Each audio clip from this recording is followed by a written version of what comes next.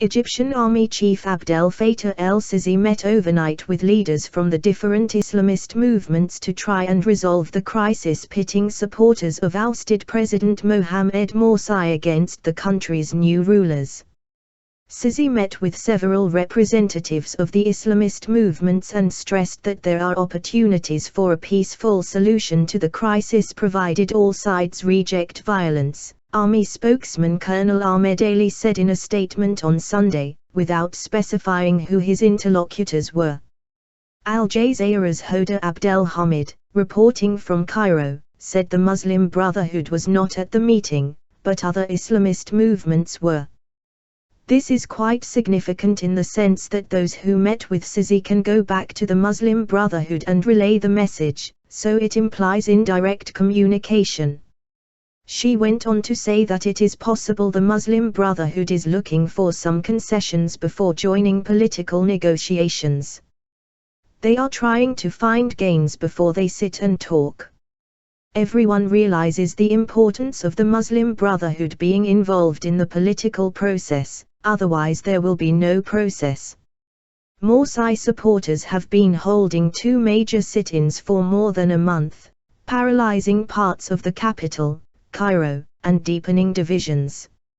Authorities have repeatedly called for an end to sit-ins, and promised the protesters a safe exit if they went home.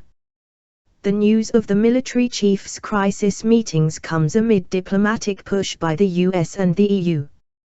The political arm of Morsi's Muslim Brotherhood, which met US Deputy Secretary of State William Burns on Saturday, reiterated its continued commitment to legitimacy, which stipulated the return of the President, the Constitution and the Shura Council, referring to the upper house of Parliament.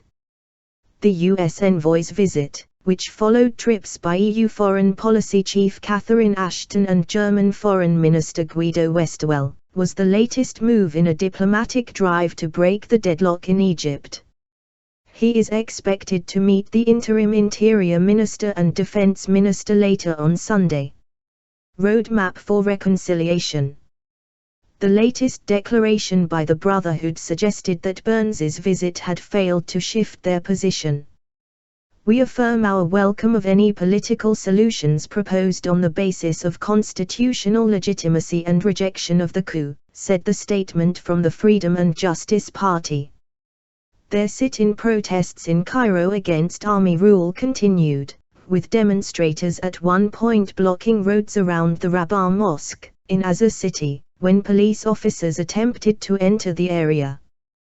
The Brotherhood told Al Jazeera that police were attempting to arrest a leader of the organization when they were thwarted by protesters.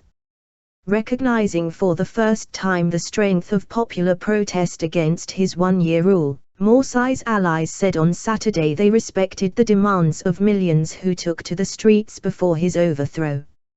Also on Saturday, the interim foreign minister, Abdel Fatah, offered an open invitation for all groups to take part in a roadmap for reconciliation but first called for an end to violence.